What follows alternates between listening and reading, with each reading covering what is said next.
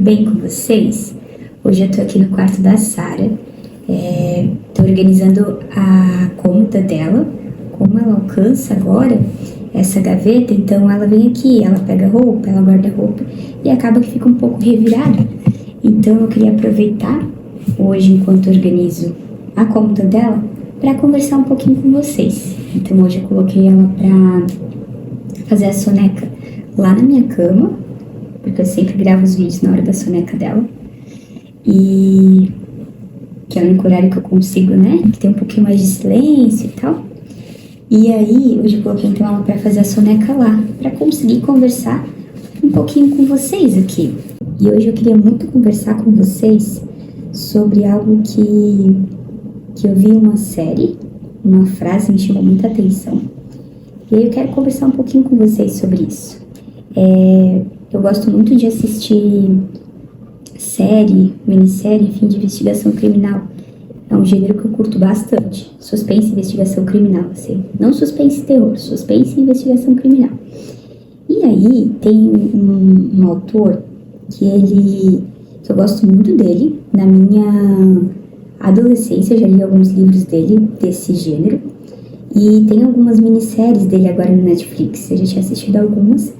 E acabou de ser lançada uma que se chama Custe o que Custar. Se você já assistiu, compartilha comigo o que você achou. Se você não assistiu e você gosta desse tipo de série, fica a indicação. É uma história muito, muito boa, assim, e tem um final surpreendente.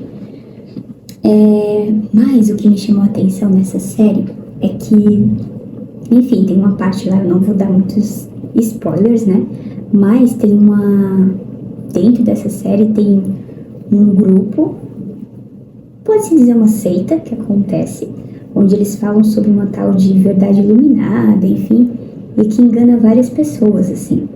Mas, uma jovem que faz parte dessa seita, ela fala para um outro jovem que ele não faz parte disso, mas ela fala algo muito interessante. Na verdade, as pessoas não acreditam em Deus. Elas criam um Deus que atende às necessidades delas. E aí eu fiquei refletindo sobre isso, sabe? O quanto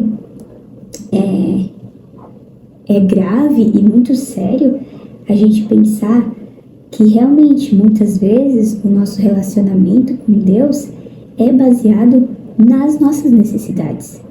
Eu preciso, sei lá, comprar uma casa, eu preciso comprar um carro, e se eu for para a igreja o Senhor vai me dar isso? Ou vai para a igreja, procura Deus somente quando a situação tá ruim, né? Sei lá, sofreu um acidente, perdeu um emprego, e aí quando tá melhor volta a continuar fazendo as coisas que fazia antes. E como isso é sério, né? A gente acaba se relacionando com Deus que não é o Deus das Escrituras, que é um Deus que nós vamos criando à medida que nós temos as nossas necessidades, à medida que nós temos as nossas dificuldades. Por exemplo, eu vou obedecer a Deus, vou buscar respeitar, honrar o Senhor e fazer a sua vontade com medo de ir para o inferno. E aí eu tenho uma visão de um Deus totalmente autoritário. Ou eu vejo Deus apenas como o gênio da lâmpada, que ele está aqui apenas para atender os meus desejos. Da forma como a gente vai lendo as Escrituras, a gente faz com que as Escrituras, né, a palavra do Senhor, se encaixe na nossa vida. E não ao contrário, a nossa vida, de fato, que precisa se encaixar na palavra. Então, se eu tenho andado de modo que não agrada a Deus, não é com medo de ir para o inferno, não é com medo de não ser abençoada. Eu preciso querer andar com o Senhor e buscar ter relacionamento com Ele por quem Ele é, por aquilo que o próprio Jesus fez na cruz por nós. Quando eu começo a me relacionar com Deus apenas por emoção, hoje eu estou muito feliz, então eu quero fazer devocional, hoje eu quero orar, hoje eu estou muito, muito triste, eu estou cheia de problemas, enfim. Então eu realmente preciso buscar Deus hoje, quando na verdade nós precisamos buscar o Senhor em todo o tempo. com tudo aquilo que nós estamos sentindo. Se estamos felizes, se estamos alegres, se estamos tristes, Ele continua sendo Deus, sabe? A nossa circunstância não muda quem Deus é. Isso tem falado muito ao meu coração. A gente precisa entender de fato que o Senhor, Ele continua sendo Deus, mesmo quando nós falhamos, mesmo quando nós erramos, Ele continua sendo Deus. E sim, Deus, Ele é amor, né? Ele é um Deus de amor, mas também Ele é um Deus de justiça. Ele é um bom pai que sabe dar bons presentes aos filhos. Sim, a palavra fala desse Deus Pai. Mas também fala que como um bom pai, Ele disciplina aqueles que são filhos. Então, muitas vezes nós queremos das Escrituras apenas aquilo que nos agrada. Apenas aquilo que é confortável, apenas aquilo que eu posso fazer as coisas do meu jeito. Eu não preciso mudar, às vezes, a forma como eu falo, a forma com que eu me relaciono com as pessoas. E aí nós acabamos vivendo um evangelho raso, superficial. É muito interessante porque em nenhum momento Jesus prometeu que nós viveríamos uma vida fácil e tranquila e suave, sabe? Muito pelo contrário, né? Ele disse que no mundo nós teríamos aflições. Tivéssemos o quê? Bom ânimo, porque Ele venceu o mundo. Então, a nossa garantia é de saber que, cara, Jesus venceu o mundo e Ele está comigo. Então, independente da situação, independente do problema,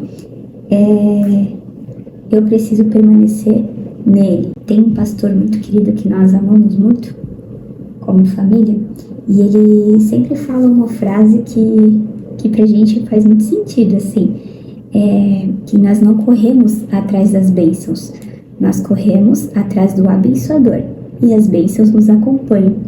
Isso é muito legal, porque de fato, à medida que nós vamos nos relacionando com Deus e buscando Ele simplesmente por quem Ele é, pelo relacionamento que nós queremos ter com Ele, Ele, como um bom pai, Ele sabe das nossas necessidades, sabe? Então, Ele pode nos surpreender com coisas que nós já pedimos, com coisas até que a gente nem pediu, porque no fundo, Ele sabe realmente o que nós precisamos. Mas também nós precisamos entender que precisamos amadurecer e não viver uma fé emocional, que ela é movida por uma circunstância. E aí a pergunta que eu tenho feita para mim é: quem é Deus para mim? Quem é o Deus que a Simone enxerga nas Escrituras? Será que é um Deus distorcido? Será que é o Deus que as Escrituras diz que é? Ou será que é um Deus que eu criei a minha imagem e semelhança? À medida que nós criamos um Deus, a nossa imagem e semelhança, isso mostra quais são os nossos interesses, do que está cheio o nosso coração, quais são os ídolos que têm tomado espaço. E eu não vou conseguir me relacionar com um Deus que não é o Deus verdadeiro, que é um Deus criado. Então, não é um Deus sob medida. Não existe um Deus sob medida. Um Deus que para mim para Sara é assim, por Bruno é um Deus diferente. Não, Deus é o mesmo Deus. Desde o tempo de Moisés, Paulo, sabe? Até os dias de hoje, é o mesmo Deus. Ele continua sendo o mesmo Deus. Então nós precisamos buscar relacionamento com esse Deus que as Escrituras diz que Ele é. E não um Deus que eu quero apenas para satisfazer as vontades, os desejos do meu coração, os meus anseios, a realização dos meus sonhos. Com você hoje era isso. realmente uma conversa para você refletir também um pouco sobre como está o seu relacionamento com Deus, como que você enxerga Ele. Será que Ele está sendo um Deus sob medida para você, ou é o Deus que é do tamanho da Bíblia, no sentido de que é um Deus que as Escrituras diz que é? Eu espero que de alguma forma essa conversa tenha te abençoado, tenha feito você refletir como está o seu relacionamento com o Senhor. E é isso. Tchau e até o próximo vídeo.